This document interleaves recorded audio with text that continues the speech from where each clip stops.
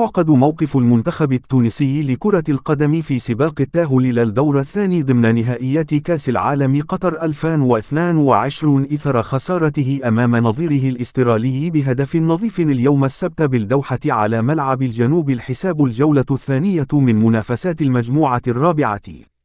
وحسم المنتخب الاسترالي نتيجة المباراة في الشوط الأول بفضل هدف ميتشيل دوك في الدقيقة 24 لينعش أماله في الترشح إلى الثاني بعد خسارته في الجولة الافتتاحية أمام نظيره الفرنسي 1-4. وفي المقابل تضاءلت حظوظ المنتخب التونسي في سباق التأهل إضحاء أمام حتمية الانتصار على المنتخب الفرنسي في الجولة الثالثة والأخيرة المقررة يوم الأربعاء المقبل، وانتظار نتيجة المقابلة الأخرى بين المنتخبين الدنماركي والاسترالي في نفس اليوم لمعرفة مصيره.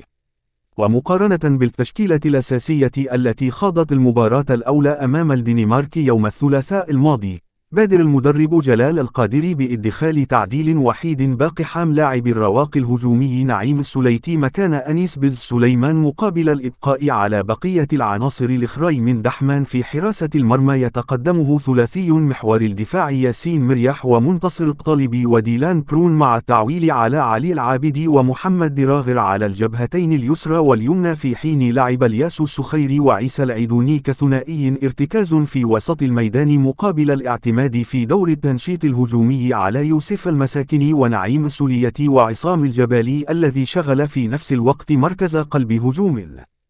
لاعب. ومنذ الدقائق الأولى بدا واضحا أن المباراة ستعرف معركة بدنية كبيرة في ظل الالتحامات القوية بين المنتخبين، غير أن الأفضلية مالت للمنتخب الاسترالي الذي كان وفيا لتقاليده الكروية باعتماده اللعب المباشر والكرات العرضية في آخر بنائه الهجومي، وقد تحصل على عدد من الركلات الحرة الجانبية والركنيات، لكنها افتقدت الخطورة أزاء التمركز الجيد لمحور الدفاع التونسي الذي كسب جميع الثنائيات الفضائية.